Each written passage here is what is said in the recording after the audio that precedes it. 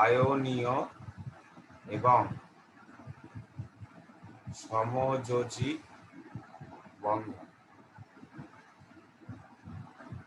এই চ্যাপ্টারটা আজকে শুরু হচ্ছে।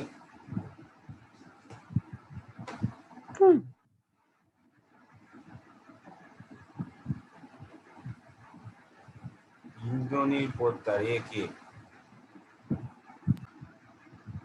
তো রাসায়নিক বন্ধন কি বলছে আগে সেটা লেখা যাক, তারপর আমি বোঝাচ্ছি। যোজ্যতা কক্ষপথে সব বুঝিয়ে দেবো। যোজ্যতা কক্ষপথ মানে কি, কিন্তু যোজ্যতা কক্ষপথ জেনারেলি তোদের জানা উচিত, মাইনে পড়া উচিত ছিল, বাট আমি তাও বলে দেবো। আগে ডেফিনেশনটা লিখে নে। যোজ্যতা কক্ষে ইলেকট্রন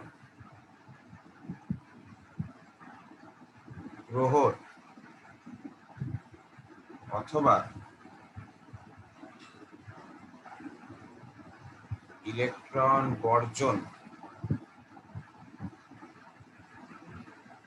অথবা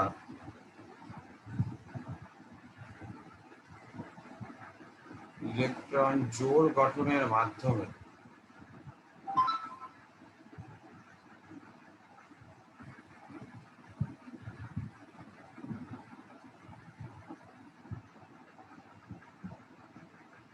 পরস্পরের সাথে রাসায়নিক বিক্রিয়ায় অংশগ্রহণ করে।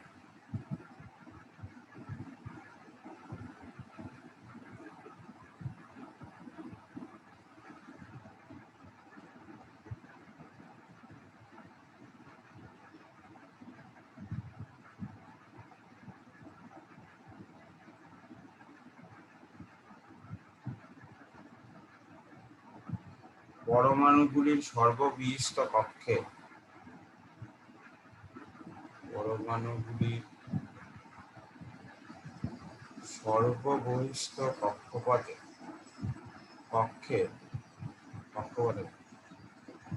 নিকটতম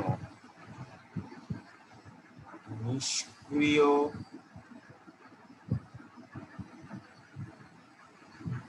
মৌলের ইলেকট্রন বিন্যাস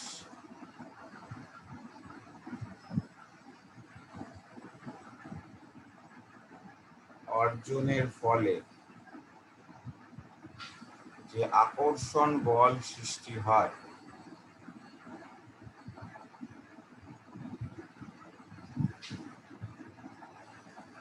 তাকে রাসায়নিক বন্ধন বলে।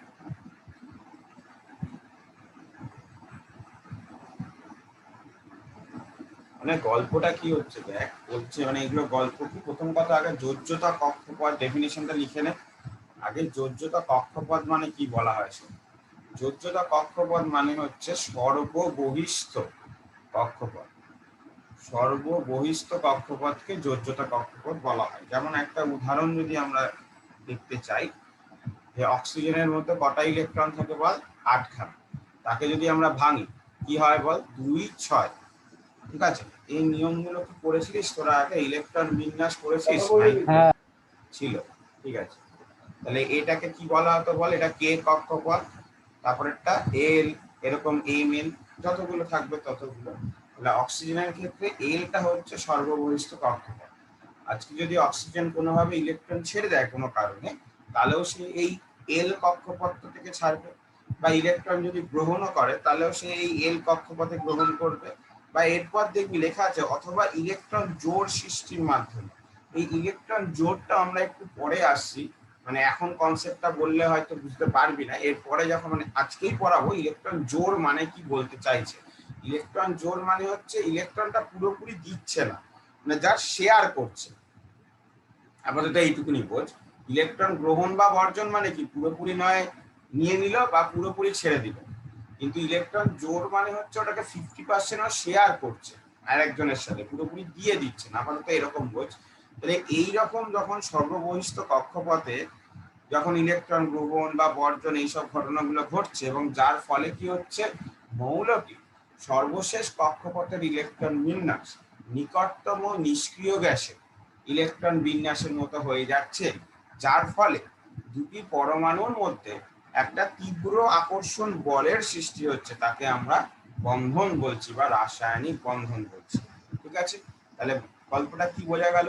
দুই বা ততোধিক পরমাণু তার সর্বশেষ কক্ষপথে যদি ইলেকট্রন গ্রহণ অথবা বর্জন অথবা ইলেকট্রন শেয়ারিং এর মাধ্যমে নিকটবর্তী নিষ্ক্রিয় মৌলের যে ইলেকট্রন বিন্যাস তার মতো হতে চায়, তখন ওই দুই বা ততোধিক পরমাণুর মধ্যে একটা তীব্র আকর্ষণ বলের সৃষ্টি হয়, যার ফলে একটি অণু গঠিত হয়। আমরা কি জানি, দুই বা ততোধিক পরমাণু মিলে অণু তৈরি করে, যে একটা অণু তৈরি হয়। সেই ঘটনাটাকে, যে এই যে একটা তীব্র আকর্ষণ বল, এই পুরো ঘটনাটাকে বলা হয়ে থাকে বন্ধন। ঠিক আছে, এবার নেক্সট হেডিং করবি অষ্টক সূত্র। এটা হয়তো আগেও পড়েছিস। সবাই কি চায়, সর্বশেষ কক্ষপথে 8টা করে ইলেকট্রন রাখতে।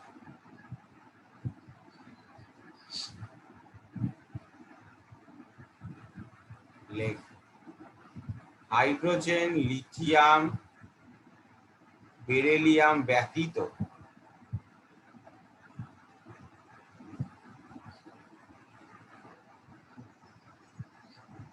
রাসায়নিকভাবে সক্রিয় পরমাণুগুলি সর্বশেষ কক্ষপথে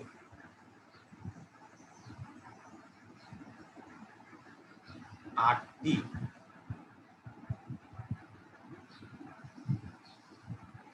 ইলেকট্রন বজায় রেখে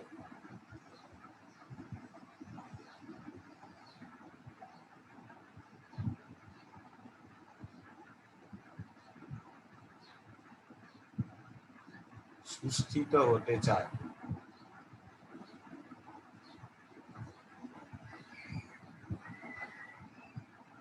অষ্টক সূত্র বলে।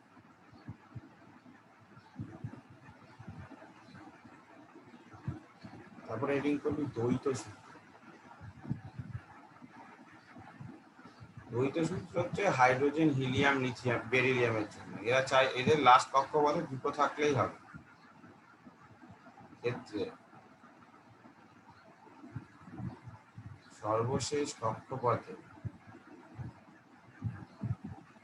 দুটি ইলেকট্রন থাকলে সৃষ্টিত হয়।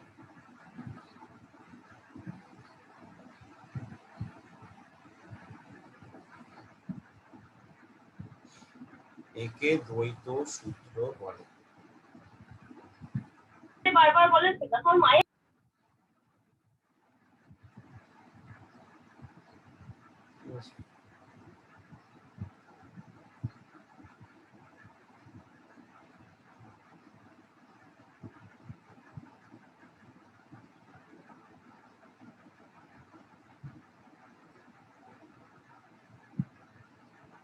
এরপর হেডিং করবি তড়িৎ যোজ্যতা বা তড়িৎ যোজী বন্ধন। নেক্সট হেডিং হবে তড়িৎ যোজী বা আয়বীয় বন্ধন। তড়িৎ যোজী বা আয়বীয় বন্ধন।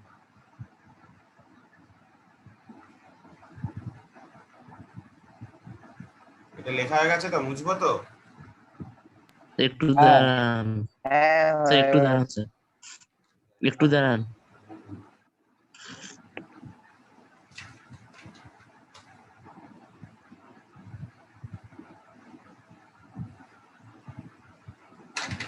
স্যার মুছে দিন।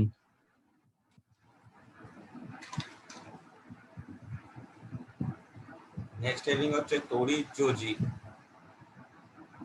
বা আয়নীয় বন্ধন।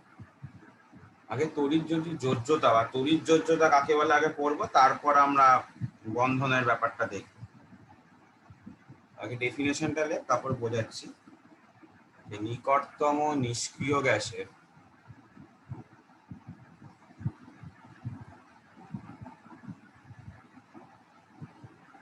পরমাণুর মতো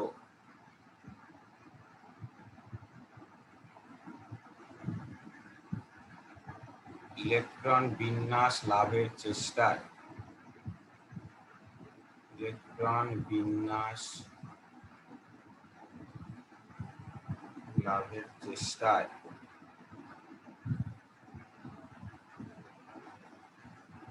কোনো পরমাণু তার সর্বশেষ কক্ষপথ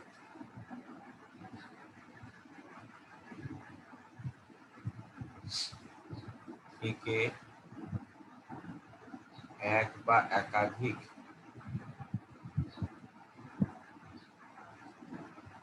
ইলেকট্রন বর্জন অথবা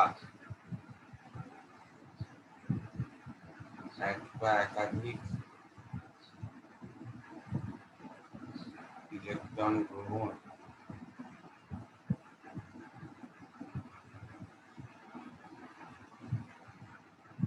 করার মাধ্যমে দুই বিপরীতধর্মী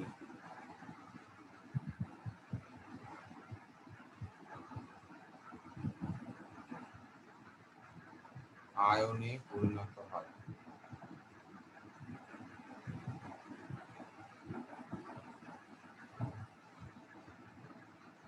এই বিপরীতধর্মী আয়নগুলি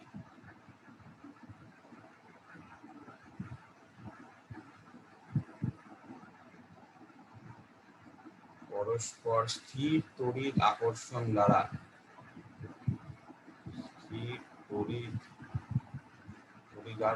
আকর্ষণের দ্বারা যুক্ত হয়ে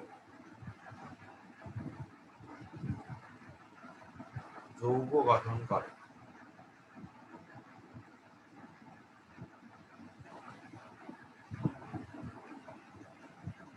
এই ইলেকট্রন গ্রহণ বা বর্জন করার ক্ষমতাকে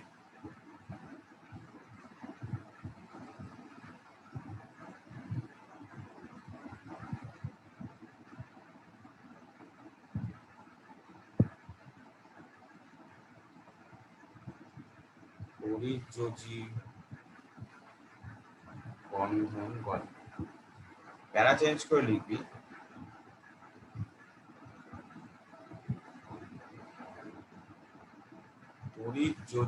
তড়িৎযোজী বন্ধন বলে না, সরি তড়িৎযোজ্যতা বলে। তড়িৎযোজ্যতা বলে,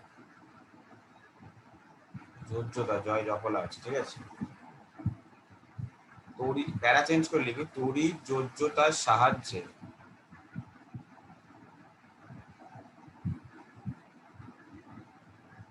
যৌগ গঠনের সময়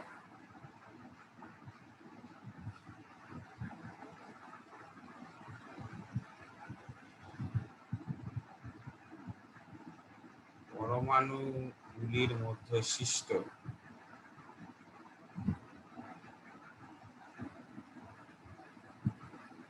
রাসায়নিক বন্ধনকে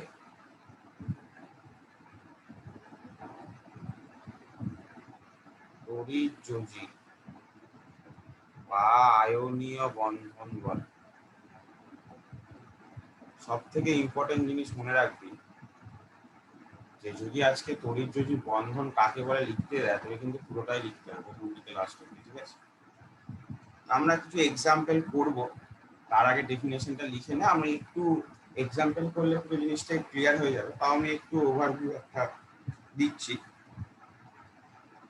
যে ধরে নে কোনো একটা পরমাণু আছে, সে তার সর্বশেষ কক্ষপথ থেকে কি করছে, ইলেকট্রনকে পুরোপুরি ছেড়ে দিচ্ছে। শুধু যে একটা ইলেকট্রনই ছাড়বে এরকম না, একের বেশি ইলেকট্রনও সে ছেড়ে দিতে পারে, ঠিক আছে। আপনি কার দোষ দেবেন? বা একের বেশি ইলেকট্রন গ্রহণ করছে, মানে একজন ছাড়লে সেটাই অন্য আরেকজন গ্রহণ করছে, ঠিক আছে। একজন ছাড়লে আর একজন সেই ইলেকট্রন গুলো গ্রহণ করছে। তো যে ইলেকট্রন ছেড়ে দিচ্ছে তাহলে তার মধ্যে কি হয়ে যাচ্ছে বল, পজিটিভ আধান বেশি হয়ে যাচ্ছে। তাহলে পজিটিভ আধান বেশি হয়ে গেলে তাকে আমরা কি বলি বল, ক্যাটায়ন। আর যে ইলেকট্রন গ্রহণ করছে সে কি হচ্ছে, তার মধ্যে নেগেটিভ আধান বেশি হয়ে যাচ্ছে। নেগেটিভ আধান বেশি হয়ে গেলে তাকে আমরা কি বলি বল, অ্যানায়ন। তাহলে যে ইলেকট্রন ছাড়ছে সে ক্যাটায়ন বা প্লাস হয়ে যাচ্ছে, যে সেই ইলেকট্রনটা গ্রহণ করছে তাকে বলা হচ্ছে অ্যানায়ন বা মাইনাস হয়ে যাচ্ছে। তাহলে যে প্লাস হয়ে গেল আর যে মাইনাস হয়ে গেল, আমরা সবাই ছোটবেলা থেকে শিখেছি কি বল, প্লাস এবং মাইনাস চার্জ পরস্পরকে আকর্ষণ করে। তাহলে প্লাস আর মাইনাস চার্জ যদি পরস্পরকে আকর্ষণ করে, তাহলে আকর্ষণ করার ফলে কি হচ্ছে বল, এই যে পরমাণুগুলি সেগুলো যুক্ত হয়ে কি করছে, একটা অণু গঠন করছে বা একটা যৌগ গঠন করছে। ঠিক আছে, তো এই যে মানে আকর্ষণ বল বা এই আকর্ষণ বলের ফলে যে এরা যুক্ত হয়ে একটা অণু গঠন করলো, এই ঘটনাটা বা এই যে ক্ষমতা তৈরি হওয়ার যে ক্ষমতা, তাকে বলা হচ্ছে আসলে তড়িৎ যোজ্যতা। আর তড়িৎ যদি যৌগ তৈরি হলে মানে এই যে আকর্ষণের মাধ্যমে যদি এরা একটা অণু গঠন করে একটা যৌগে পরিণত হয়, তাহলে ওই দুটো পরমাণুর মধ্যে যা কাজ করছে তাকে বলা হচ্ছে, দুটো পরমাণুর মধ্যে যে বন্ধন বা ধর যে আকর্ষণটা কাজ করছে তাকে বলা হচ্ছে আয়নীয় বন্ধন। ঠিক আছে, এবার আমরা আয়নীয় বন্ধনের অনেকগুলো উদাহরণ দেখব, যাতে আমরা বুঝতে পারি যে কি কি আমরা আয়নীয় বন্ধন কিভাবে আমরা তৈরি করতে পারি সেই হিসাবে। ঠিক আছে, এই আওয়াজটাকে করছে, ক্লাস থেকে বার করে দেবো, কিন্তু ইয়ার কি মারার হলে পড়তে আসবি না। এই আওয়াজটা কে করলো? বাকিরা শুনেছিস তো? এই আওয়াজটা কে করলো বলতো? নাহলে আমি সবাইকে বার করে দেবো। এই আওয়াজটা কে করলো?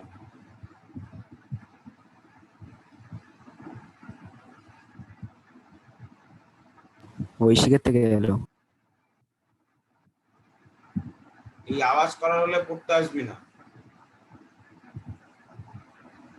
ইয়ার কি মারা হচ্ছে না এখানে। যদি ফিজিক্স পড়ার ইচ্ছে থাকে তাহলেই পড়বি, যেখানে ইয়ার কি মারা হয় সেখানে ইয়ার কি মারবি। এই আওয়াজ ক্লাসের মাঝখানে আওয়াজ কেন? কোনো কোশ্চেন থাকলে সেটা জিজ্ঞাসা করবি মাইক অন করে বা চ্যাটে লিখবি, বাকি তো কোনো কোশ্চেন আওয়াজ বা এইসব আসা উচিত না। এই আওয়াজটা আগেও একবার এসছে, আমি ইগনোর করেছি। এরকম ক্লাসের মাঝখানে আওয়াজ করলে কিন্তু নেক্সট দিন থেকে আর ক্লাস হবে না। ইয়ার কি মেরে আমি ফিজিক্স পড়াই না।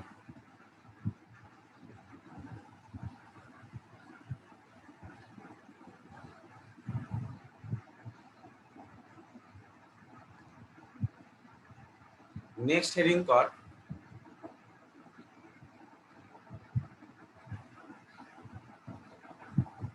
তড়িৎ যদি যৌগ গঠন।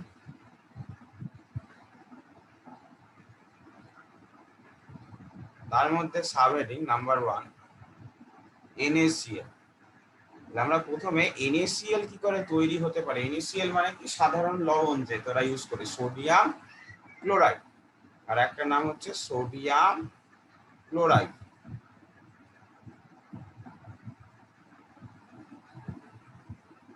এটা কিভাবে গঠন হতে পারে? NaCl একটা তড়িৎযোজী যৌগ, ঠিক আছে, বা আয়নীয় যৌগ। কিভাবে হচ্ছে ভালো করে দেখ। সোডিয়ামের কটা ইলেকট্রন থাকে না? 11 খানা। সোডিয়ামের কটা ইলেকট্রন থাকে না? 11 খানা। তাকে যদি আমি ভাঙি 2 8 1, দেখ তাহলে সোডিয়ামের ক্ষেত্রে আজকে যদি সোডিয়ামকে নিষ্ক্রিয় গ্যাসের মতো হতে হয় বা অষ্টক সূত্র মেনে চলতে হয়, তাহলে কি হতে হয় বল? সর্বশেষ কক্ষপথে 8টা ইলেকট্রন বজায় রাখতে হয়। তাহলে তুই দেখতে পাচ্ছিস সর্বশেষ কক্ষপথে একটা আছে, তাহলে তোর মনে হবে তাহলে 7টাও নিয়ে নি। কিন্তু ভালো করে ভাব, 7টা নেওয়ার থেকে ওই একটা ছেড়ে দেওয়াটা বেটার না? 7টা নিতে যত বেশি শক্তি চাই, তার থেকে যদি ও একটাকে ছেড়ে দেয়, আজকে যদি ধর একটাকে ছেড়ে দিল, তাহলে একটাকে ছেড়ে দিলে দেখ সোডিয়াম ধরে নেয় একটা ইলেকট্রন ছেড়ে দিল, তাহলে একটা ইলেকট্রন ছেড়ে দিলে কি হয়ে গেল? Sodium plus. তার মানে তার মধ্যে কটা ইলেকট্রন আছে বল? 10টা ইলেকট্রন। তাহলে এখন হয়ে গেল 2 8। তাহলে সর্বশেষ কক্ষপথে 8টা ইলেকট্রন আছে এখন, তার মানে অষ্টক সূত্র মেনে চলছে। তাই কিন্তু সোডিয়াম একটা ইলেকট্রন ছেড়ে দেওয়াটা বেশি প্রেফার করবে রাদার দেন 7টা ইলেকট্রন গ্রহণ করা। ঠিক আছে, এবার হচ্ছে ক্লোরিন আসছে। ক্লোরিনের ক্ষেত্রে কি বল?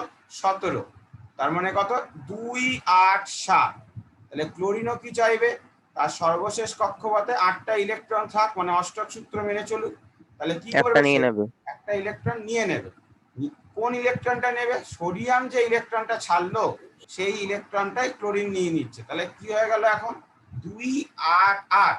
তাহলে দেখ, যেই ক্লোরিন ইলেকট্রন ছাড়লো, এই নিল, সেই কি হয়ে গেল? ক্লোরিন মাইনাস হয়ে গেল। কারণ আমি এখনই বললাম যে ইলেকট্রন গ্রহণ করলে নেগেটিভ হয়ে যাবে। তাহলে এখন ক্লোরিন মাইনাসের মধ্যে কি 18টা ইলেকট্রন হয়ে গেছে, মানে 2 8 8। তাহলে ভালো করে তুই যদি লক্ষ্য করিস Na+ যেটা তৈরি হয়েছে সেটাও অষ্টক সূত্র মেনে চলছে, আবার ক্লোরিন মাইনাস যেটা তৈরি হয়েছে সেটাও অষ্টক সূত্র মেনে চলছে। তাহলে আমি যদি আঁকি ছবিটা এভাবে তোদের বন্ধনগুলো দেখাতে হবে, দেখ এরকম যেভাবে আমি লিখছি সেরকম ভাবেই লিখতে হবে পরপর, আর তারপর ছবিটাও আঁকতে হবে। সোডিয়ামের ক্ষেত্রে তুই চারপাশে এরকম একটা গোল আঁকবি। তো সোডিয়ামের লাস্ট কক্ষপথে কটা ইলেকট্রন ছিল? একটা, ঠিক আছে। তাহলে একটাকে এরকম স্টার বা কোনো গোল দিয়েও আঁকতে পারিস যে ওটা ইলেকট্রনকে বোঝাচ্ছে। আর একটা কি আঁকবি মাঝখানে, এখানে ক্লোরিন আঁকবি। ক্লোরিনের সর্বশেষ কক্ষপথে কটা ইলেকট্রন ছিল?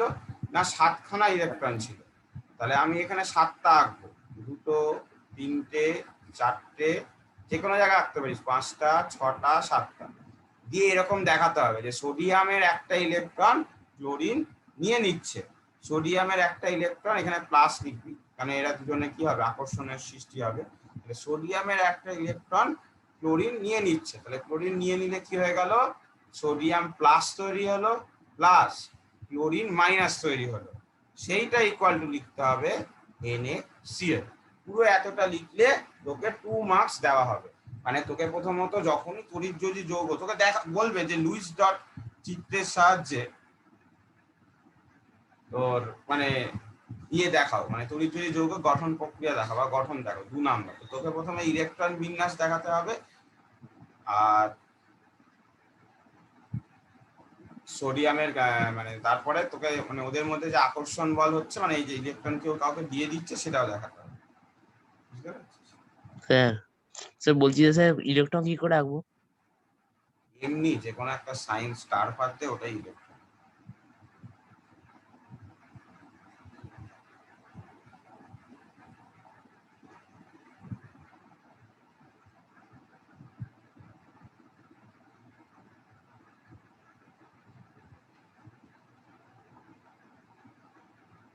হয়ে গেছে লেখা।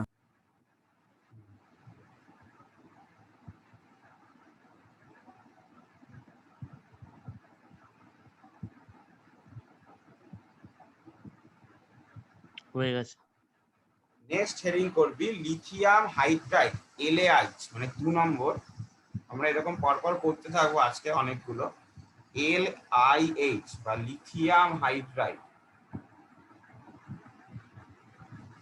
Lithium hydride. দেখ লিথিয়াম যখনই আসছে তাহলে তোকে মনে রাখতে হবে লিথিয়াম কিন্তু অষ্টক সূত্রের গল্প না। লিথিয়াম কি বল, দ্বৈত সূত্র। হাইড্রোজেনও কি বল, দ্বৈত সূত্র, মানে তার দুটো ইলেকট্রন চাই। প্রথমত দেখ লিথিয়াম যদি দেখি, লিথিয়াম হচ্ছে 3, তাহলে 3কে ভাঙলে কত হয় বল, 2, 1। তাহলে সে কি করবে, দ্বৈত সূত্র মানে সে চায় তার কক্ষপথে দুটো ইলেকট্রন থাকুক।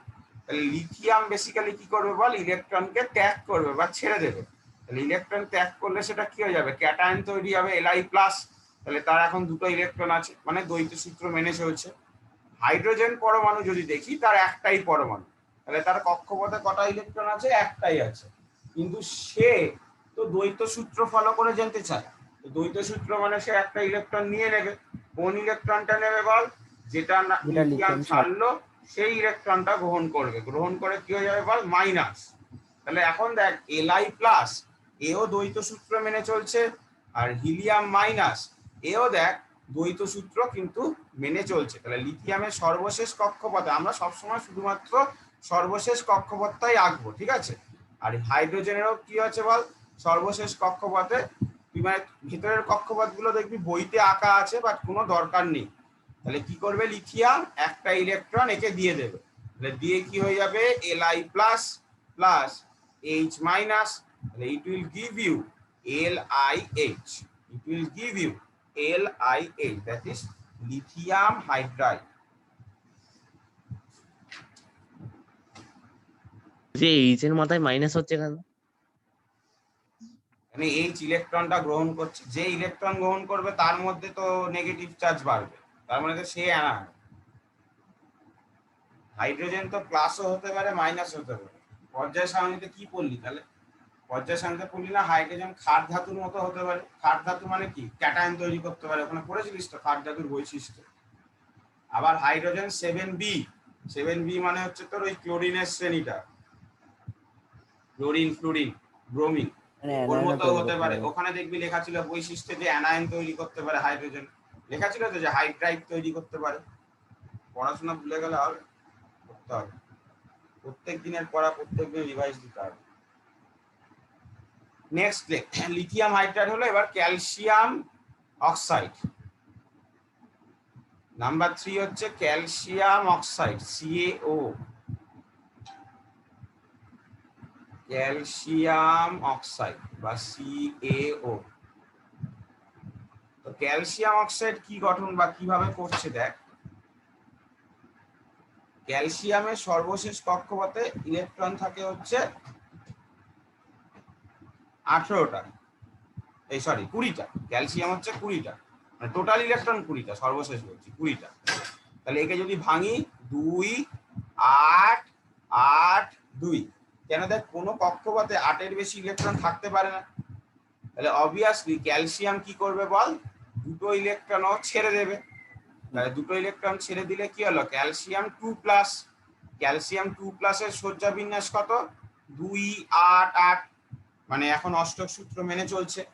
এবার যদি আমরা অক্সিজেন দেখি, অক্সিজেন হচ্ছে 6টা ইলেকট্রন, তার মানে 8টা ইলেকট্রন, 2 আর 6। তাহলে অক্সিজেন ইজিলি কি হবে বল, ওই দুটো ইলেকট্রন যেটা ক্যালসিয়াম ছেড়ে দিয়েছিল সেটা গ্রহণ করবে, গ্রহণ করে অক্সিজেন 2- হয়ে যাবে। তাহলে এরও এখন অষ্টক সূত্র পূর্ণ হয়ে গেল। তাহলে আমি যদি ক্যালসিয়াম আঁকি, ক্যালসিয়ামের সর্বশেষ কক্ষপথে কটা ইলেকট্রন ছিল, 2খানা, ঠিক আছে, প্লাস অক্সিজেনের কক্ষপথে কটা ইলেকট্রন ছিল, লাস্ট কক্ষপথে 6খানা। তাহলে 6টা আঁক, 6টা যে কোনো জায়গায় আঁক, ওরকম কোনো ব্যাপার নেই যে এখানেই আঁকতে হবে। এরকম 6টা আঁকলাম, কিন্তু এই সাইনটা দেখাতে হবে। তাহলে ক্যালসিয়াম কি করলো, দুটো ইলেকট্রন দিয়ে দিল। তাহলে দুটো ইলেকট্রন দিয়ে দিলে এটা তৈরি হলো কি, ক্যালসিয়াম 2+ প্লাস অক্সিজেন 2-। তাহলে সেখান থেকে পেয়ে গেলাম আমরা CaO। বলছি এই ছবিগুলো কি কম্পাস দিয়ে ঠিক করে রাখতে হবে নাকি এমনি হাতে আঁকলে হবে? না না, গোল, এমনি গোলটা গোলই হতে হবে এরকম। ওটা কিন্তু কক্ষপথ দেখাচ্ছে, যখন হায়ার ক্লাসে উঠবি 11-এ দেখবি যে কক্ষপথ এরকম গোল হয় না। ওরা রাদারফোর্ডের কথা উপবৃত্তাকার হয়। শুনেছিস? হ্যাঁ, রাদারফোর্ডের কথা শুনেছিস? হ্যাঁ, উপবৃত্তাকার হয়, উপবৃত্তাকার পরে আরো শুনবি, 11-এ এটা শুনবি যে উপবৃত্তাকার, মানে উপবৃত্তাকার নিয়ে পড়বি। আবার যেই 12-এ উঠবি শুনবি কক্ষপথ বলেই কিছু হয় না। এরকম যত হ্যাঁ, এগোবি তত দেখবি সায়েন্স মডিফাইড যেরকম ভাবে হয়েছে সেরকম ভাবে তার বলছি কনসেপ্টও চেঞ্জ। প্রিয়মের মডিফাইড নামটা একটু দেখো। ক্যালসিয়াম অক্সাইড হলো। নেক্সট হেডিং কর ম্যাগনেসিয়াম ক্লোরাইড। ঠিক আছে, আরে ভিডিওটা অফ কর বেশি। নাম্বার 4 হচ্ছে ম্যাগনেসিয়াম ক্লোরাইড।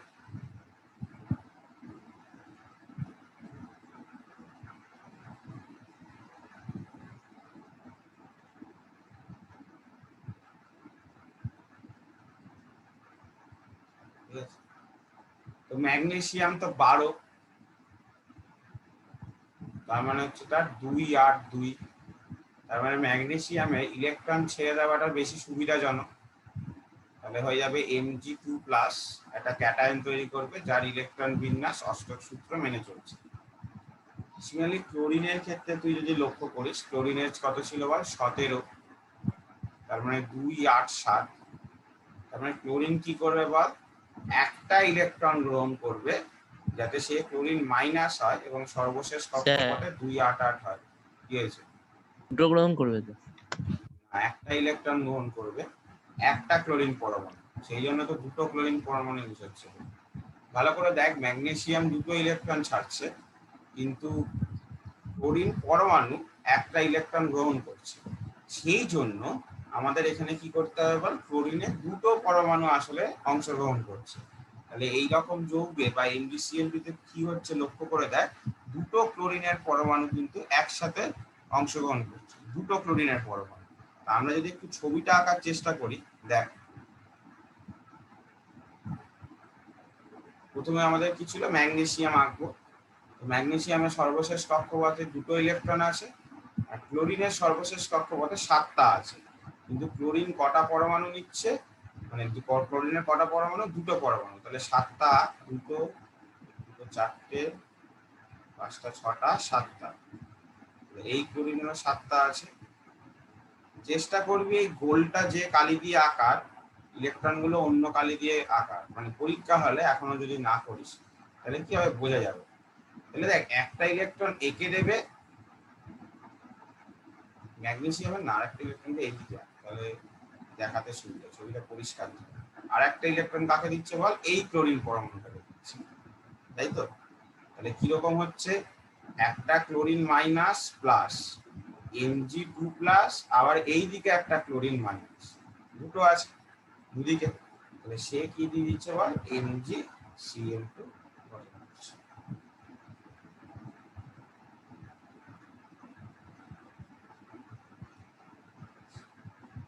এটা হয়ে গেলে হেডিং করবি সোডিয়াম ফ্লুরাইড। স্যার এই চ্যাপ্টারে কোনো নোট দেবেন? যা লেখাচ্ছি তাই, ক্লাসে হচ্ছে এটা লেখ, খাতায় বসে দিচ্ছি দাদা খাতায়। হ্যাঁ লিখেছি। বাইরে কিছু আসে,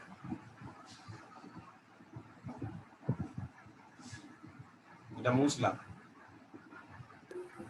বলছি দাদা, এই এর আগের যে চ্যাপ্টারটা ছিল না, পর্যায় সারণী, ওখানে কোনো মৌলের ধর বলে দিল, যেমন স্কুলে করা ছিল এক্স, তার মানে নাম্বারটা হচ্ছে 40, তো সেটা কোন শ্রেণী পর্যায়তে হবে ওইটা আইডেন্টিফাইটা একটু দেখিয়ে দেবে? হ্যাঁ পরে বলে দিচ্ছি। ঠিক আছে। নেক্সট হেডিং কর সোডিয়াম ফ্লুরাইড। হ্যাঁ, ও পর্যায় সারণী থেকে তোর অঙ্ক করায়নি না, করাতে হবে। ওখান থেকে শুধু ওটা না, আরো দেয় বিক্রিয়া ফিক্রিয়াও দেয়। নেক্সট দিন করিয়ে দেবো, ঠিক আছে? নেক্সট দিন মানে এই তোদের বৃহস্পতিবার কারোর ক্লাস থেকে কোথাও একটা এক্সট্রা ক্লাস নেবো ভাবছি। না, কখন? এই 1টা থেকে। হ্যাঁ হবে। মানে মাঝি স্যার কখন পড়ায় তোকে, সকালে পড়ায়? না, মাঝি স্যার তো বৃহস্পতিবার পড়ায় না, তো শুক্রবার পড়ায়। শুক্রবার। ঠিক আছে, আমি ক্লাসের শেষে কনফার্ম করে দিচ্ছি, এক্সট্রা ক্লাস হবে। যাই হোক, ওইখানে পর্যায় সারণীর অঙ্কগুলো করে দেবো। সোডিয়াম ফ্লুরাইডটা দেখ, তো সোডিয়ামের কি বল, 11টা ইলেকট্রন। তাহলে অবভিয়াসলি 2 8 1, তাহলে এই একটা ইলেকট্রন কি করবে, ইজিলি ছেড়ে দেবে। তাহলে একটা ইলেকট্রন যদি ছেড়ে দেয় তাহলে হয়ে গেল সোডিয়াম প্লাস 2 8। আর ফ্লুরাইডের হচ্ছে বা ফ্লুরিন পরমাণুর হচ্ছে 9খানা ইলেকট্রন আছে, 2 7। তুই বলি দাদা ইলেকট্রন গুলো কি করে মনে রাখবো, সেই জন্যই 1 থেকে 20 পরমাণু ক্রমাঙ্কযুক্ত ইয়েটা মুখস্থ করবি। এটা আই থিঙ্ক তোরা 9 মুখস্থ করেছিলিস, আর একবার করে নিবি, যদি কেউ ভুলে যাস 1 থেকে 20 হবে, তার বেশি লাগবে। তাহলে ইলেকট্রন যদি সে গ্রহণ করে নেবে তাহলে ফ্লুরিন মাইনাস হবে। তাহলে অবভিয়াসলি এবার তো এটা তো নিজেরাই আঁকতে পারবি। বলছি এনএ মাইনাস ইলেকট্রন যেটা দিয়েছো ওর উপর আবার একটা মাইনাস দিয়েছো, সেটা কি দিতে হবে? দিতে পারিস, ইলেকট্রন ওই মাইনাস সাইনটা দেওয়া মানে ইলেকট্রনের চার্জটা বোঝানো। হ্যাঁ, এর মাইনাস ওপর, হ্যাঁ দিতে হবে। তাই এর ঠিক আছে। ওপর দেওয়া, আর না দিলেও হবে, ওরকম ব্যাপার নেই। আমি তো এখানে চার্জ নিয়ে কিছু কনসাল্ট করছি না, দিলে জেনারেলি দেওয়া হয়, আমার দিতে দিতে অভ্যাস হয়ে গেছে। ফ্লুরিনের দেখ সর্বশেষ কক্ষপথে 7টা ছিল, 4টে হলো, 5টা 6টা 7টা, তাহলে এটা একটা দিয়ে দেবে। তাহলে easily Na plus plus F minus, তাহলে তৈরি হচ্ছে Na।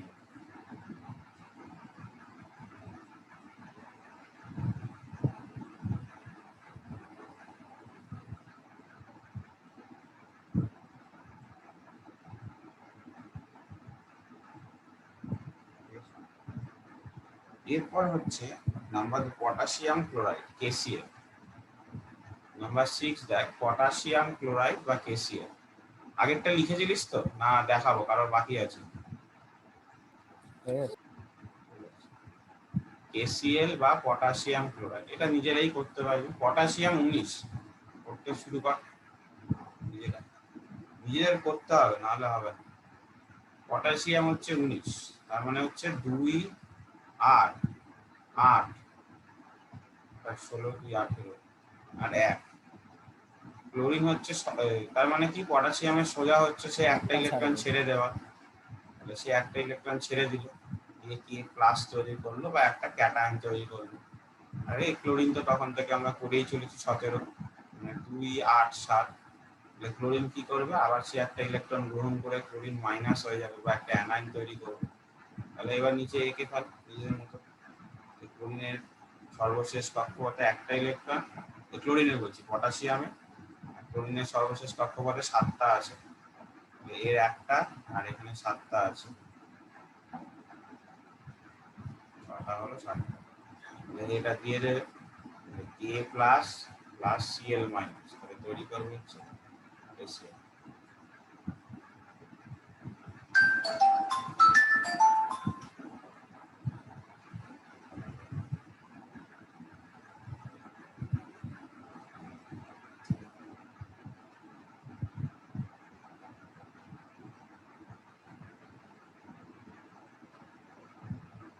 এবার হেডিং করবি, মানে নাম্বার 7 হচ্ছে ক্যালসিয়াম হাইড্রাইড CaH2। নাম্বার 7 হচ্ছে CaH2, ক্যালসিয়াম হাইড্রাইড। তো ক্যালসিয়াম তো 20,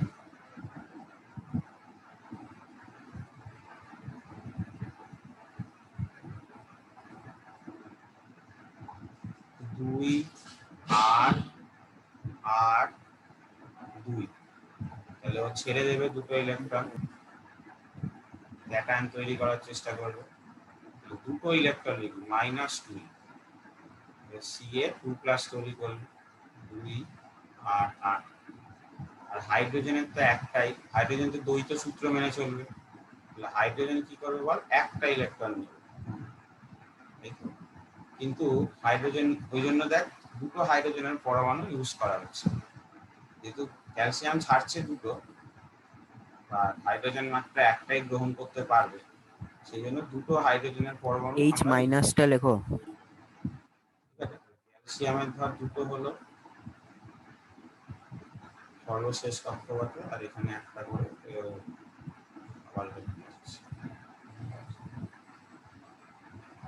এইটা আর আসবে, এইটা একটা এখানে গেল, এইটা একটা এখানে গেল, তাহলে এইভাবে আসবি H minus plus Ca2 plus H minus, তৈরি করবে CaH।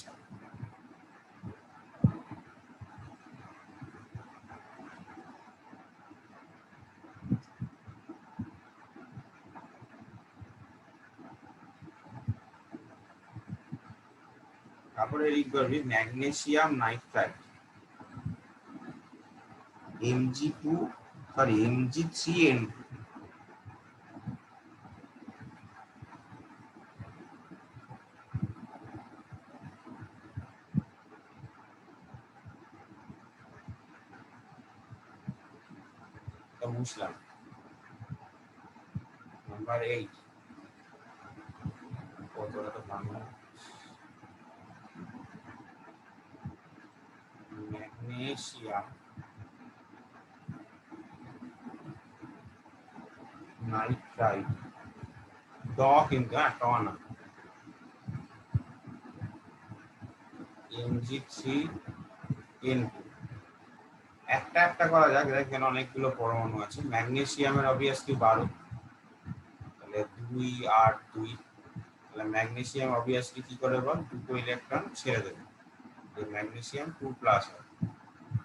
আর নাইট্রোজেন হচ্ছে 7টা, তার মানে হচ্ছে 2 5, তাহলে ও চাইবে কি নাইট্রোজেন 3টে ইলেকট্রন গ্রহণ করতে, ভালো করে লক্ষ্য কর, 3টে ইলেকট্রন গ্রহণ করতে চাইবে, তাই তো, তাহলে N3- তৈরি হবে, তাহলেই একমাত্র অষ্টক সূত্র মেনে চলছে। এবার এই জন্যই দেখ ম্যাগনেসিয়াম ছাড়ছে দুটো, কিন্তু নাইট্রোজেন নিতে পারে 3টে, মানে যাকে যদি অষ্টক সূত্র করতে হয়, সেই জন্যই দেখতে পাচ্ছি সেখানে ম্যাগনেসিয়ামেরও অনেকগুলো পরমাণু ইউজ হচ্ছে, অ্যাজ ওয়েল অ্যাজ নাইট্রোজেনেরও কিন্তু অনেকগুলো পরমাণু ইউজ হচ্ছে। ঠিক আছে,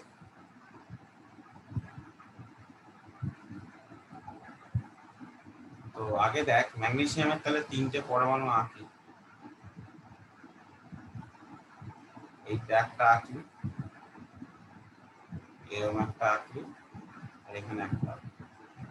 সবার কক্ষপথের শেষে কটা করে ইলেকট্রন আছে? 2টো করে। তুই যেরকম ইচ্ছা ছবি আঁকতে হবে, এরকম ব্যাপার না যে আমি এরকম ভাবে আঁকছি মানে তোকে এরকম ভাবে আঁকতে হবে। পরিজ্যোতিতে কোনো যায় আসে না। আর নাইট্রোজেনের 2টো পরমাণু আছে। নাইট্রোজেনের সব কক্ষপথে 7টা করে, 1টা 2টো 3টে 4টে 5টা 6টা 7টা, 1টা 2টো, এই 7টা বলছি, সরি সরি, সর্বশেষ কক্ষপথে 5টা হবে, 5টা 5টা 3টে 4টে 5টা। তাহলে কি হবে? এই ম্যাগনেসিয়াম 2টো দিয়ে দেবে, এই ম্যাগনেসিয়াম একটা দিল, তাহলে 3টে নাইট্রোজেন পেয়ে গেল। আর এই ম্যাগনেসিয়াম আবার 2টো দেবে, আর এই আরেকটা পড়েছিল এটা আবার দিয়ে এখানে দিয়ে দেবে। বুঝতে গেল?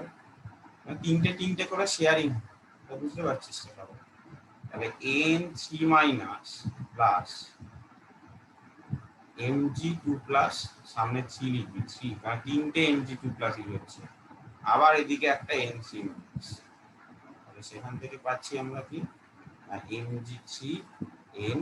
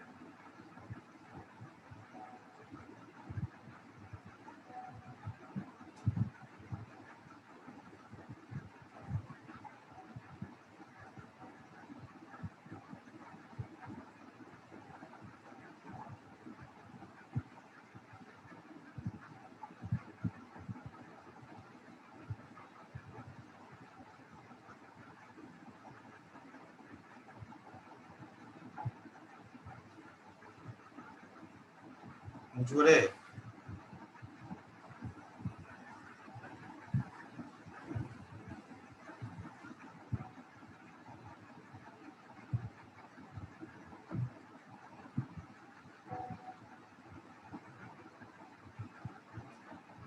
কিরে বুঝবো? হ্যাঁ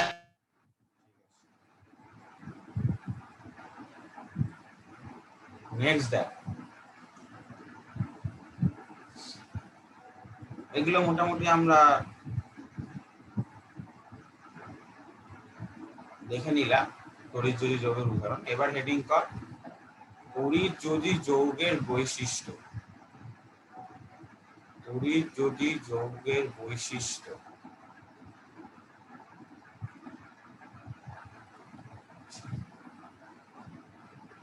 তড়িৎ-যদি যৌগের বৈশিষ্ট্যের মধ্যে দিয়ে তোদের হবে কি করে? 16 তারিখ বৃহস্পতিবার, বৃহস্পতিবার 15 তারিখ না 16 তারিখ?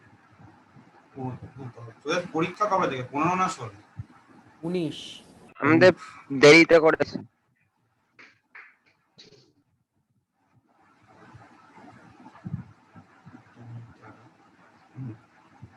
তো এর মধ্যে সাব হেডিং মানে সাব হেডিং করে লিখবি, আর তার মধ্যে আবার লেখা হবে, ঠিক আছে?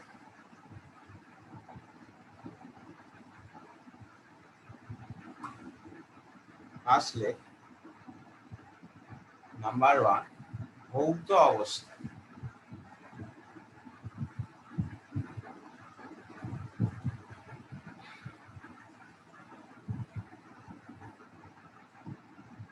ভৌত অবস্থায় লেখ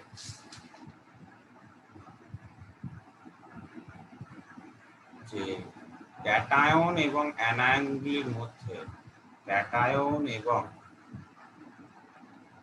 অ্যানায়নগুলির মধ্যে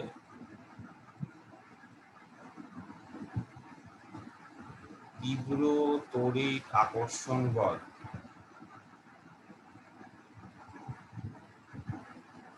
কাজ করায়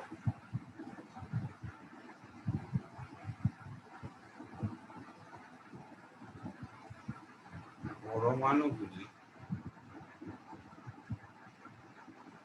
ত্রিমাত্রিক ভাবে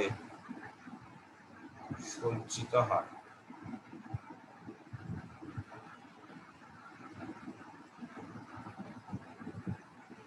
সুতরাং সাধারণ চাপ ও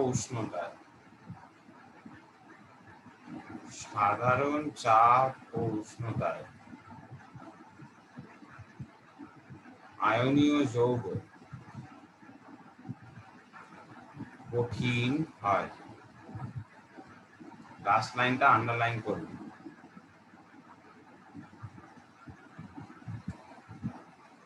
এগুলোই আমাদের পরে যে তোর সমযোজী যৌগ আর তোর তড়িৎযোজী যৌগের মধ্যে পার্থক্য লিখতে দেবে, বুঝতে পারছিস তো? তখন আমার এইগুলো ইউজ হবে।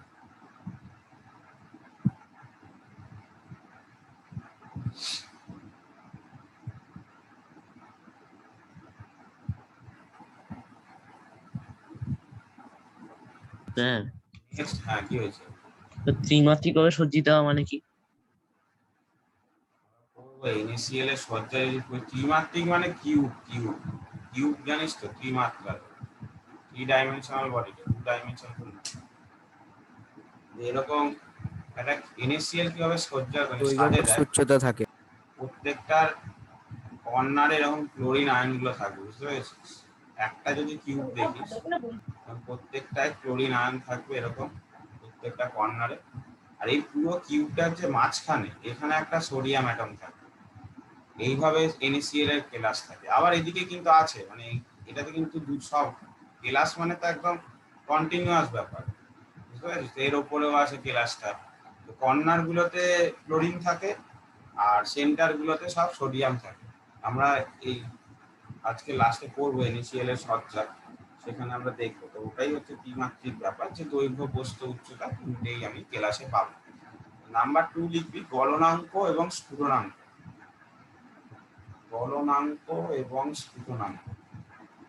তো দেখ, আয়নীয় যে যৌগ তৈরি হচ্ছে সেটা হচ্ছে ক্যাটায়ন এবং অ্যানায়নের মধ্যবর্তী একটা তীব্র তড়িৎ আকর্ষণ বলের জন্য। মানে এদের মধ্যে কি হচ্ছে, সাধারণ অবস্থায় মানে কেলাসের মধ্যে কি হচ্ছে, তড়িৎযোজী যৌগের একটা তড়িৎ আকর্ষণ বল আছে।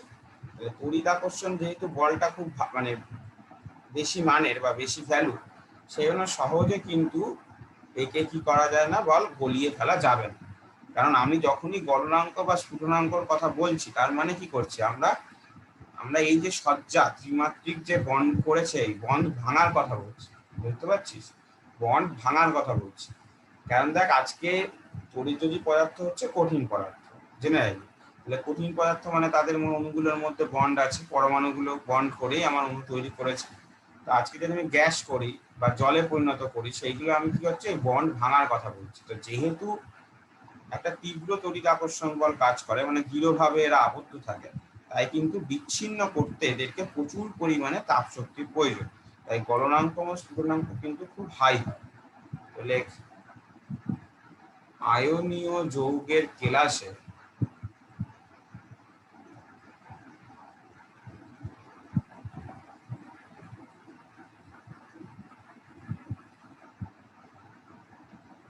ক্যাটায়ন এবং অ্যানায়নগুলি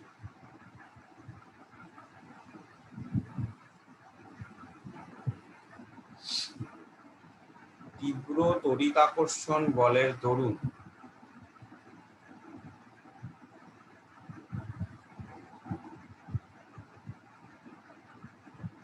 আবদ্ধ থাকে।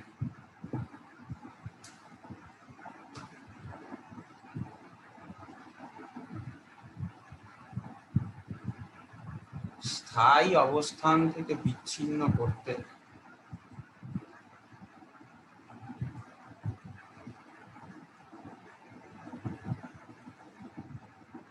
উচ্চ তাপ শক্তির প্রয়োজন।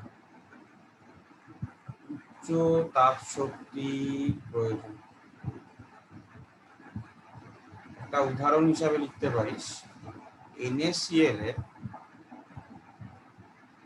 গলনাঙ্ক 801 ডিগ্রি সেন্টিগ্রেড এবং স্ফুটনাঙ্ক 1413। 1413 ° C। প্যারা চেঞ্জ করে লিখবি, আমার এখানে জায়গা নেই আমি তাই লিখছি, তোরা প্যারা চেঞ্জ করে লিখবি। তড়িৎ যদি যৌগ অনুদ্দায়ী হয়, তড়িৎ যদি যৌগ অনুদ্দায়ী হয়, অনুদ্দায়ী মানে সহজে উদ্দায়ী না, উদ্দায়ী মানে তো জানিস ওই যেমন ধর ন্যাপথলিন উবে যাওয়া, যেটা ঠিক আছে। জেনারেলি তড়িৎ যদি যাওয়া একদম বায়ুতে ফেলে গলনাঙ্ক রাখলে 801°C। ওরকম মানে উবে যায় না।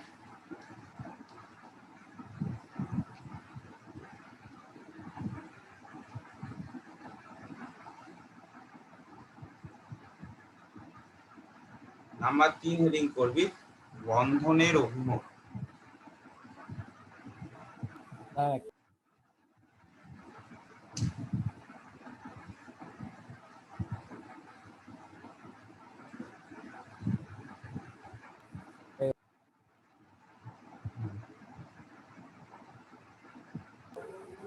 বলছি এর তলায় কোনোটার তলায় দাগ দেবো না?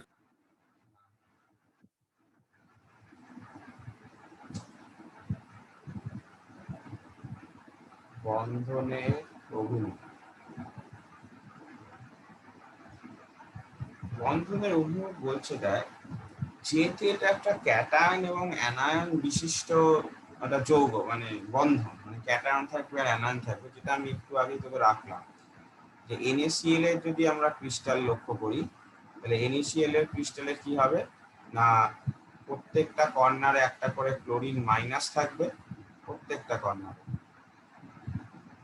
আর একদম মিডিল পয়েন্টে কি থাকবে না, সোডিয়াম প্লাস থাকবে, একদম মিডিল পয়েন্ট, একদম মাঝখানে।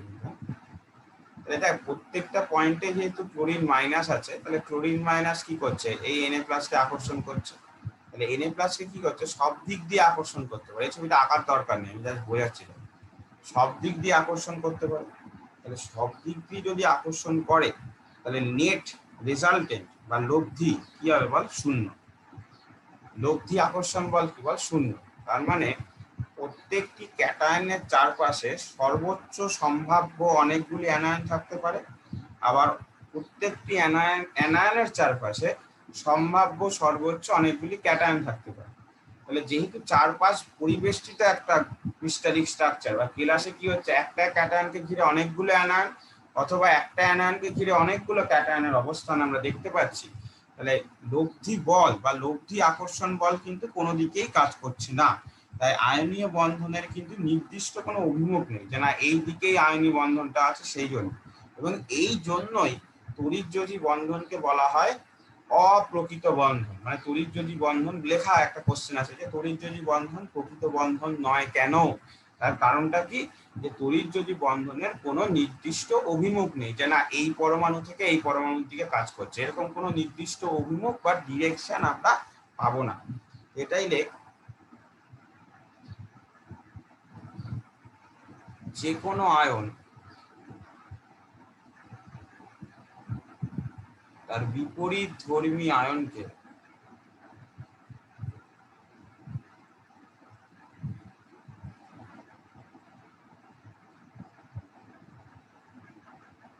যে কোনো দিক থেকে আকর্ষণ করতে পারে,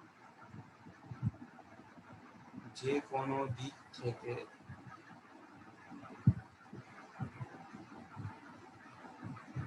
আকর্ষণ করতে পারে।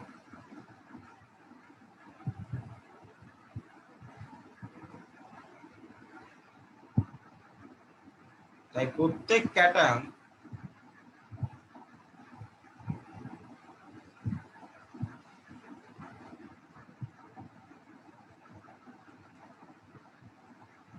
তার চারিদিকে সম্ভাব্য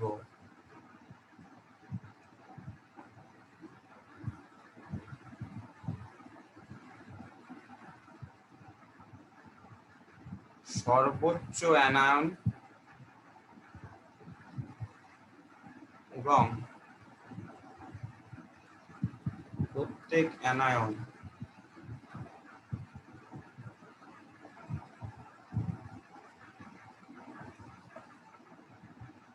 তার চারিদিকে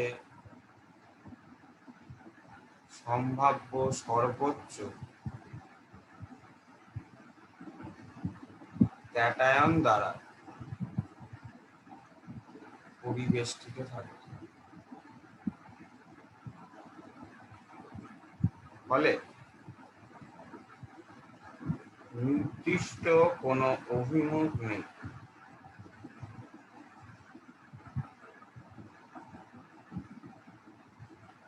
সুতরাং পরিজ্যোতি বন্ধন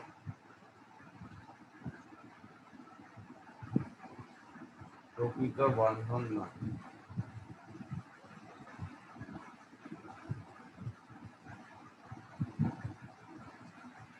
লাস্ট লাইন দুটো একটু আন্ডারলাইন করুন। কোনো অভিমুখ নেই, পরিজ্যোতি বন্ধন প্রকৃত বন্ধন নয়।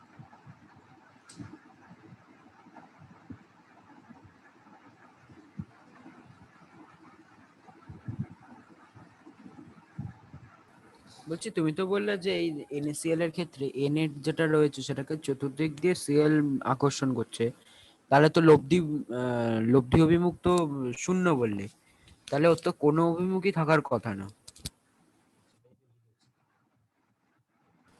হ্যালো?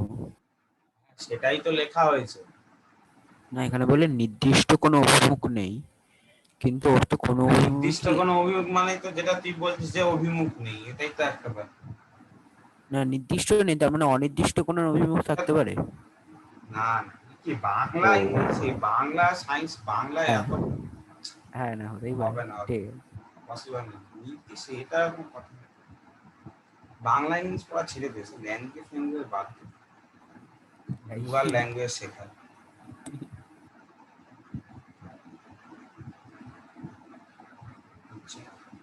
নেক্সট পয়েন্ট হবে অণুর অস্তিত্ব। নাম্বার 4, অণুর অস্তিত্ব। তো আমরা একটু আগে দেখলাম, দেখ যে তড়িৎ যৌগের ক্ষেত্রে সেপারেট বিচ্ছিন্ন অণু বলে কিছু হয় না, কেলাস হয়। যে একটা ক্যাটায়নকে অনেকগুলো অ্যানায়ন চারিদিকে ঘিরে আছে, মানে একটা ত্রিমাত্রিক কেলাস টাইপের ঘটনা। ওরকম আলাদা করে NaCl এর অণু বলে কিছু পাবো না। আমি কথাটা বলতে পারছি তো? মানে NaCl এর অণু বলে সকল কিছু নেই। কি পাবো? এরকম অনেকগুলো NaCl এর কেলাস পাবো ত্রিমাত্রিক। ঠিক আছে? তাহলে ওই জন্য NaCl বা তড়িৎ যৌগের ক্ষেত্রে কোনো বিচ্ছিন্ন অণু আলাদাভাবে পাওয়া যায় না। এবং এই একই কারণে আয়নীয় যৌগের ক্ষেত্রে আণবিক ওজন বলে কিছু হয় না।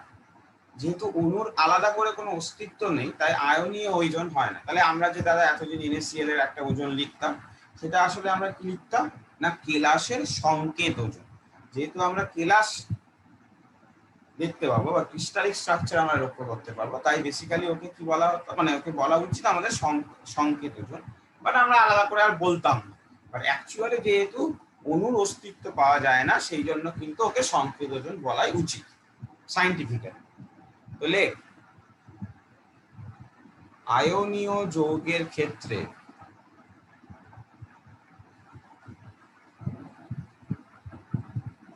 ত্রিমাত্রিক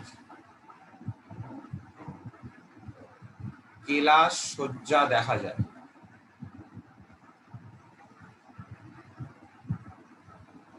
ফলে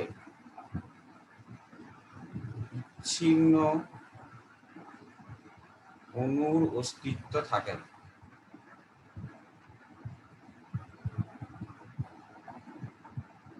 অর্থাৎ আয়নীয় যৌগের ক্ষেত্রে আণবিক ওজনের পরিবর্তে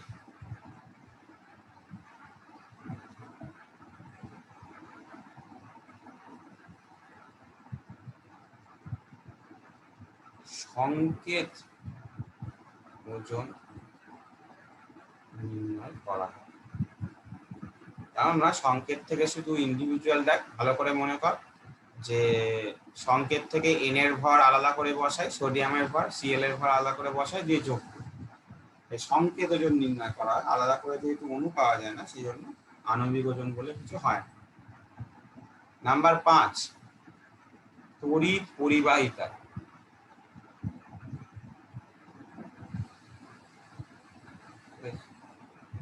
তড়িৎ পরিবাহিতা জিনিসটা কি বলছে দেখ, তো ইজিলি দেখ, কঠিন অবস্থায় কি হচ্ছে, ক্যাটায়ন অ্যানায়ন গুলো কি হচ্ছে, নিজেদের মধ্যে আকর্ষণ বল করে একটা স্থির, মানে একটা সুস্থিত একটা কেলাসিক স্ট্রাকচারে আছে। তাহলে কি হয়, যেহেতু সুস্থিত একটা ক্রিস্টালিক স্ট্রাকচারে আছে, সে কিন্তু ইজিলি ভেঙে যাবে না। তার মানে যদি আজকে না ভাঙে, তাহলে ক্যাটায়ন অ্যানায়ন গুলো তো কি হবে বল, গতিশীল হতে পারবে না, কারণ তারা একটা সুস্থিত ক্রিস্টালিক স্ট্রাকচারে আছে। তাই কঠিন অবস্থায় কিন্তু জেনারেলি আয়নীয় যৌগ তড়িৎ পরিবহন করতে পারে না। কারণ তোদের এটা মনে হবে সহজে যে NaCl মানে যেহেতু আয়নীয় যৌগ, তার মানে ক্যাটায়নও আছে অ্যানায়নও আছে। আমরা আয়ন মানেই জানি কি, যারা তড়িৎ পরিবহন করে নিয়ে যায়, এটাই তো পড়েছিলাম ডেফিনেশন। তো মনে হবে যে সহজেই তড়িৎ পরিবহন করতে সক্ষম, অবশ্যই সক্ষম, কিন্তু কঠিন অবস্থায় কিন্তু কোনোভাবেই না। গলিত বা উপযুক্ত দ্রাবকের দ্রবীভূত অবস্থায়, মানে ধর তুই জলে গুলেছিস, সেই দ্রবীভূত অবস্থায় কি হয় বল, ক্যাটায়ন অ্যানায়ন গুলো আলাদা আলাদা হয়ে যায় এবং ক্যাটায়ন আয়নের মধ্যে আকর্ষণ বলও কমে যায়। তখন কিন্তু তারা খুব সহজেই তড়িৎ পরিবহন করতে পারে। যেমন আজকে যদি তুই শুধু নুন রেখে দিস, শুধু নুন, সে কি তড়িৎ পরিবহন করবে? করবে না। কিন্তু যদি নুন গলা জলে তুই কারেন্ট দিস, দেখবি সেটা তড়িৎ পরিবাহিত হচ্ছে। ঠিক আছে? দেখবি সবসময় যখন তোরা পড়েছিস, এর আগে পড়েছিস কিনা আমি জানি না, 9-এ ছিল কিনা, তড়িৎ বিশ্লেষ্য পদার্থ কোন ক্লাসে ছিল, 9 না 10 হ্যাঁ ছিল, পড়েছি। ছিল। সেখানে দেখবি তো NaCl যদি লিখতিস, NaCl এর জলীয় দ্রবণ লেখা হতো, যদি মনে করতে পারিস। তো কারণটাই হচ্ছে এটা, যে NaCl তো কঠিন অবস্থায় সে কিন্তু তড়িৎ পরিবহন করতে পারবে না কোনোভাবে। তো লেখ এটাই, কঠিন অবস্থায় সুস্থিত কেলাস সজ্জা থাকার দরুন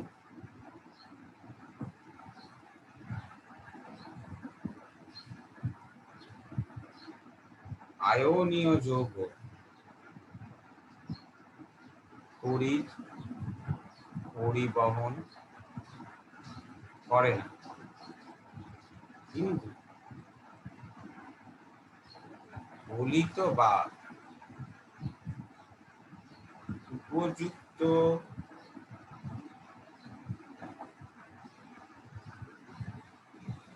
দ্রাবকে দ্রবীভূত অবস্থায়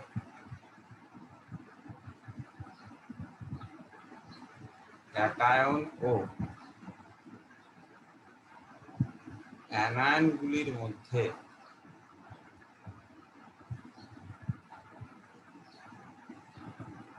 আকর্ষণ বল কমে যাওয়ায়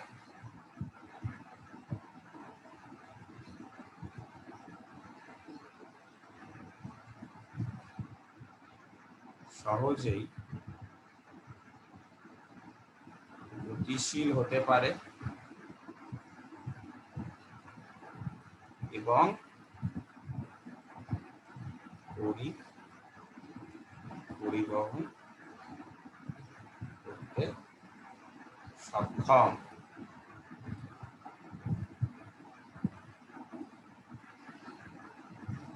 হয়ে গেছে।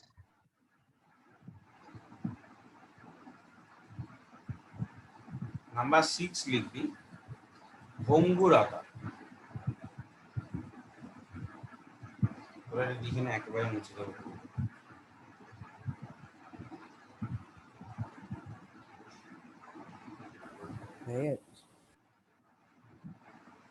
নাম্বার 6 হচ্ছে ভঙ্গুরতা।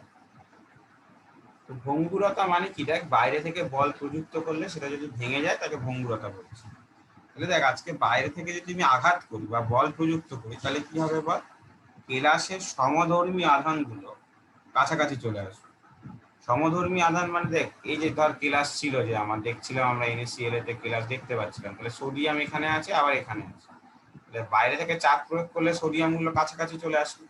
তাহলে কাছাকাছি চলে আসলে কি হবে, একে অপরকে বিকর্ষণ করবে।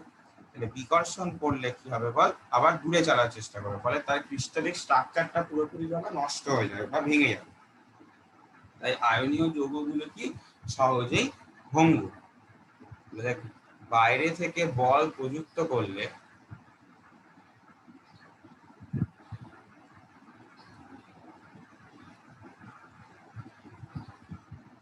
সমধর্মী আধানগুলি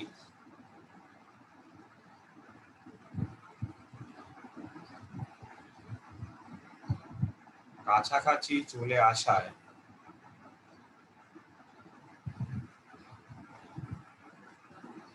বিকর্ষণ বলের সৃষ্টি হয় এবং কেলাস সজ্জা ভেঙে যায়।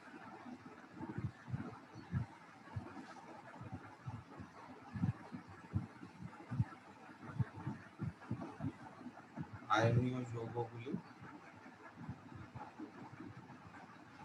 ভঙ্গুর হয়।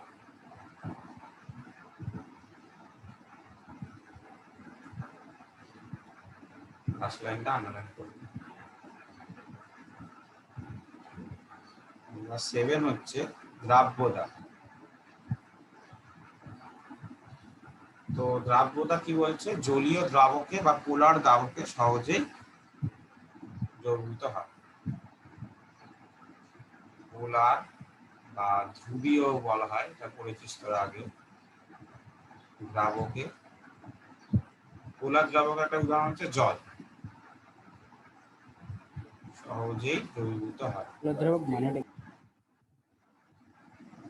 পোলার দ্রাবক মানে যেখানে ডোবাচ্ছি সেই যদি নিজে ইজিলি ক্যাটায়ন আয়ন তৈরি করতে পারে, যেমন জল দেখ নিজে ইজিলি H+OH- তৈরি করতে পারে, তাই এটা পোলার দ্রাবক। যে সকল দ্রাবক নিজেই ক্যাটায়ন আয়নে ভেঙে যেতে পারে সহজেই, তাদেরকে পোলার দ্রাবক বলে। যত ক্রিয়া আছে, তীব্র তড়িৎ বিশ্লেষ্য পদার্থ আছে, তারা সবাই পোলার দ্রাবকই হয়।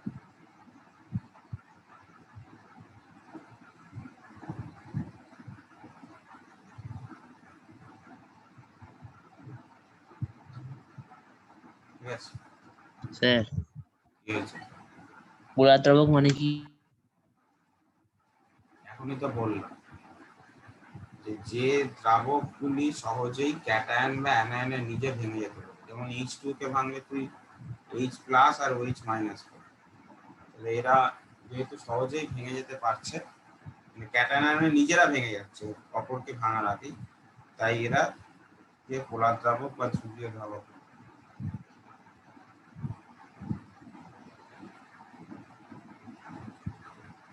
এরপর নেক্সট হেডিং কর বিক্রিয়ার হার।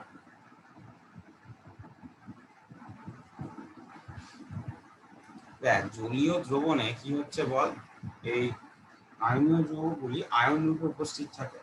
মানে কোনো দ্রাবকে দ্রবীভূত অবস্থায় কি হতে হবে, আয়নীয় বা যৌগগুলি ভেঙে গিয়ে আয়ন রূপে থাকে। এবার এই আয়নগুলো তাহলে কি হচ্ছে বল, খুব সহজেই রাসায়নিক বিক্রিয়ায় অংশগ্রহণ করে ফেলে। যেহেতু আলাদা করে উপস্থিত থাকে আয়ন হিসেবে, ভেঙে ভেঙে উপস্থিত থাকে, তাহলে খুব সহজেই এরা রাসায়নিক বিক্রিয়া শুধুমাত্র যে অংশগ্রহণ করে তাই নয়, এর সাথে সাথে রাসায়নিক বিক্রিয়াটাও তুলনামূলক অধিক দ্রুততার সাথে করে, কারণ খুব সহজেই যে কোনো একটা দিক থেকে আর একটা দিকে চলে যেতে পারবে। ঠিক আছে, তাহলে দ্রাবকে দ্রবীভূত অবস্থায়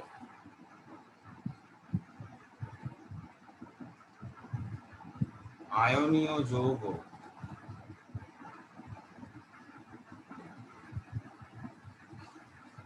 আয়ন রূপে অবস্থান করায় সহজেই রাসায়নিক বিক্রিয়ায় অংশগ্রহণ করে।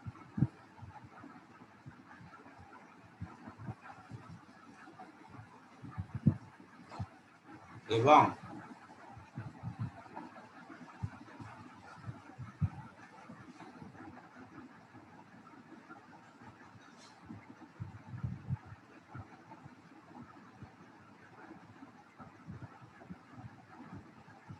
সহজেই রাসায়নিক বিক্রিয়ায় অংশগ্রহণ করে এবং দ্রুততার সাথে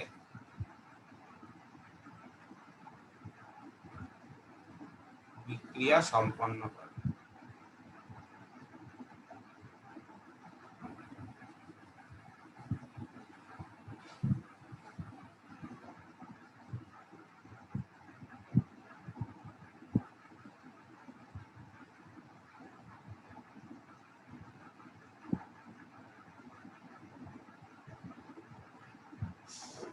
ঠিক আছে, এবার হেডিং করবি সমাবয়তা, লাস্ট পয়েন্ট, সমাবয়তা।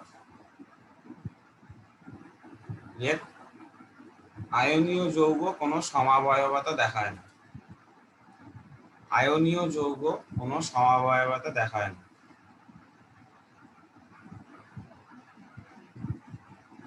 কোনো সমাবয়বতা লক্ষ্য করা যায়।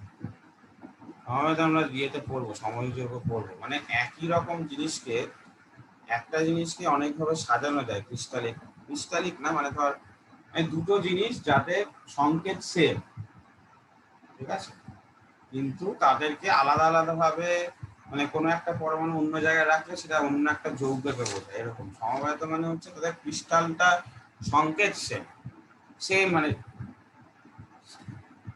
সেম সংখ্যক পরমাণু আছে কার্বনের বা সেম সংখ্যক অক্সিজেন আছে, কিন্তু অক্সিজেন একবার উপরে রাখলে সেটা একরকম যৌগকে দেখাবে, অক্সিজেন আবার নিচে রাখলে একরকম যৌগকে বলবে।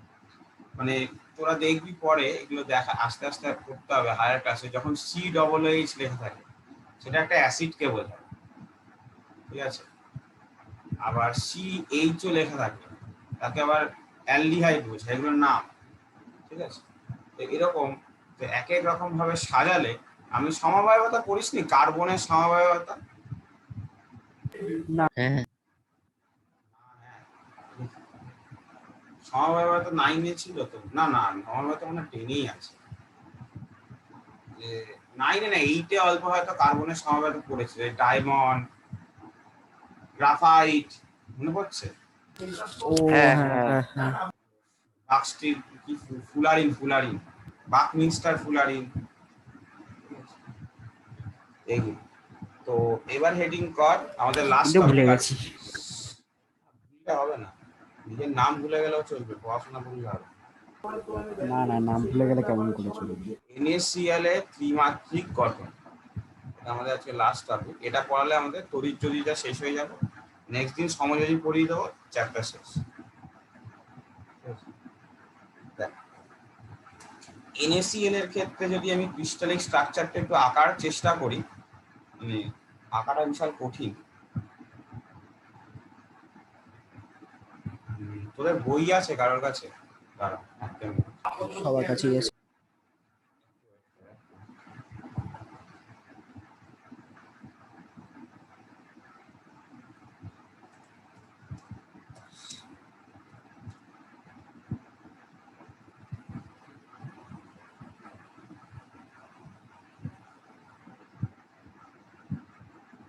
দাঁড়া আমি একটা ছবি বার করছি, তাহলে আমার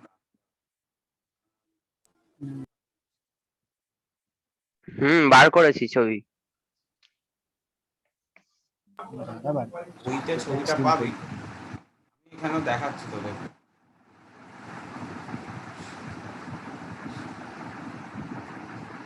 দেখতে পাচ্ছিস সবাই?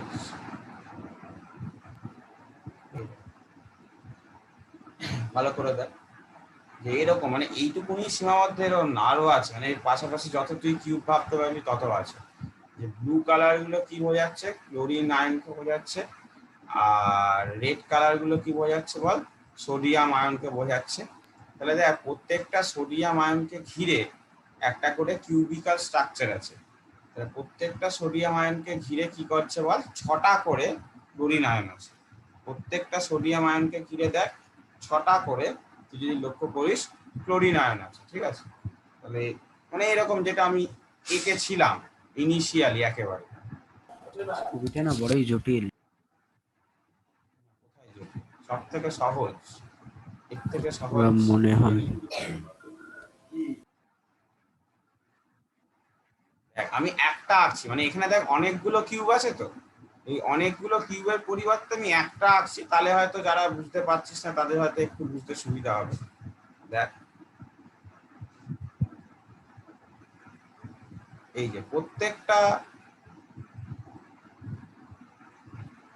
কর্নারে তুই একটা করে ক্লোরিন অ্যাটমকে ভাব, এখানে একটা, এখানে একটা, এখানে একটা, এখানে একটা,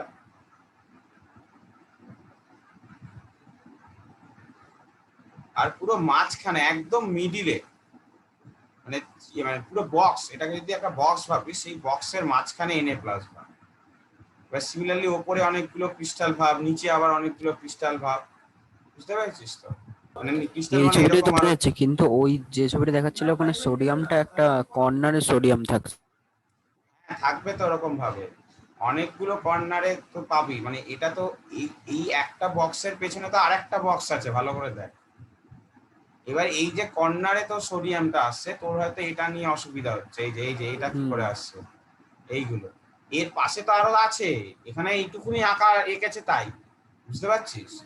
ও এর মানে পাশে ওটা যদি আরেকটা ভাবিস, বক্সের অংশ। হ্যাঁ সেটা তো, হ্যাঁ মানে এরকম তো পর পর বক্স গুলো সুপার পোস্ট করেছে, মানে একে অপরের পেছনে আছে। এখানে বুঝতে পারছিস কি, দেখ অনেকগুলো বক্স আছে কিন্তু, দেখ একটা, হুম এখানে পেছনে দুটো, তিনটে, চারটে, পাঁচটা, ছটা, সাতটা, আটটা, ভালো করে লক্ষ্য কর, আটখানা বক্স এখানে এঁকেছে, হুম ঠিক আছে? এবার এই যে ডান দিকে তোর এইগুলো থেকে যাচ্ছে, এইটা তো পরের পরের বক্সের অংশ। সেটাই, ঠিক আছে।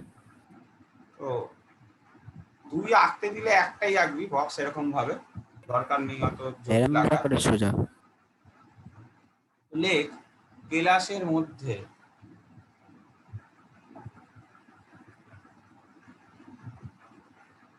একটি Na প্লাস আয়নকে ঘিরে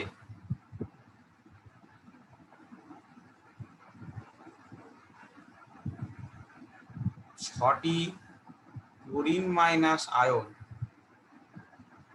সম দূরত্বে থাকে।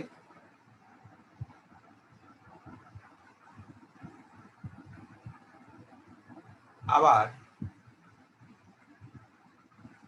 প্রত্যেকটি ক্লোরিন মাইনাস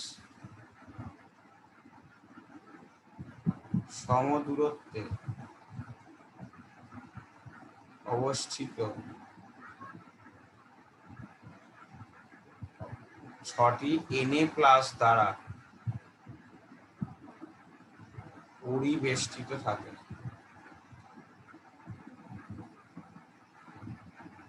যার ফলে মোট চার্জ শূন্য হয়। এখানেও কিন্তু দেখ NaCl এর কোন রকম আয়নীয় মানে অণু বলে কিছু পাবি না, ঠিক আছে?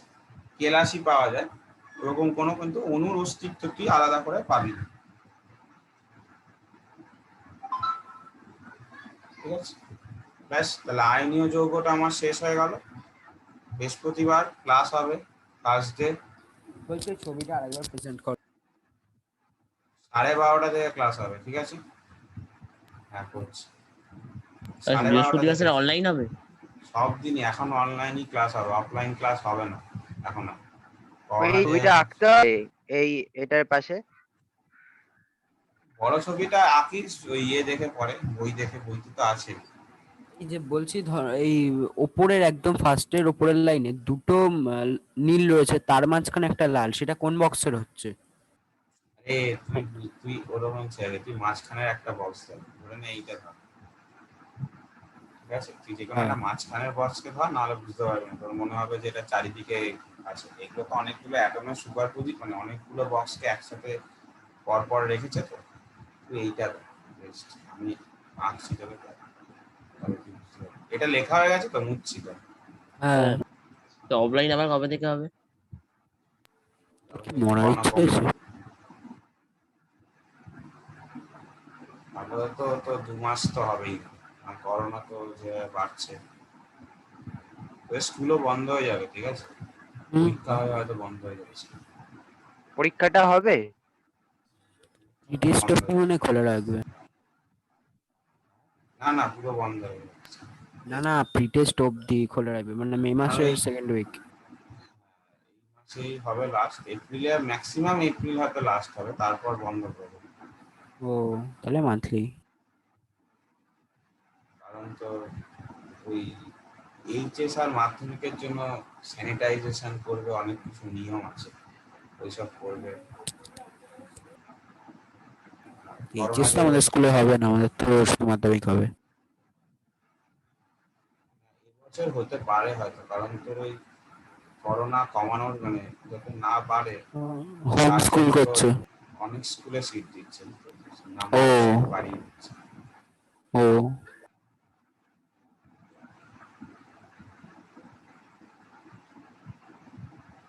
এবার এখন সবই হচ্ছে ভোটের জন্য আটকে আছে, আর কিছু না। ভোটের জন্য করোনাটা হচ্ছে না, আমরা দেখছিস তোদের স্কুল বন্ধ করে।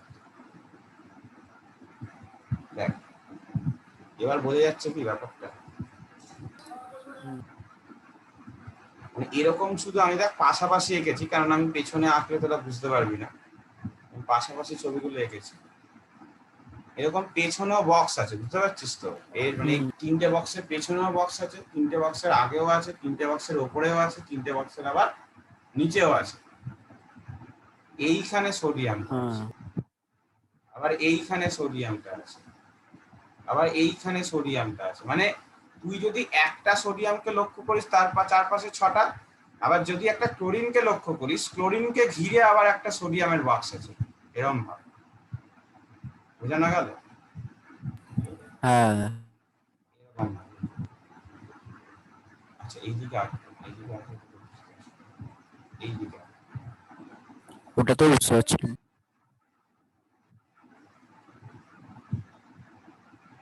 এই এই যে সোডিয়াম, আবার এখানে একটা সোডিয়াম আছে, আবার এখানে একটা সোডিয়াম আছে, বুঝতে পারলি? আবার একটা সোডিয়াম এখানে, মানে প্রত্যেকটা সোডিয়ামকে ঘিরে 6টা ক্লোরিন, আর প্রত্যেকটা ক্লোরিনকে ঘিরে আবার 6টা, মানে প্রত্যেকই এক একটা বক্সের মধ্যে আছে, এই জন্য ওরকম তোর মনে হচ্ছে। ঠিক আছে, বুঝতে পেরেছি। যাই হোক, আইনীয় যৌগটা শেষ হয়ে গেল। তো আমরা নেক্সট দিন বৃহস্পতিবার 12:30 থেকে ক্লাস সমযোজী যৌগ করবো, আর ক্লাস শেষ হয়ে যাবে, মানে টপিক শেষ হয়ে যাবে। আশা করছি 2-3 মাসের মধ্যে সিলেবাস শেষ হয়ে যাবে। আজকে এতটাই। ঠিক আছে।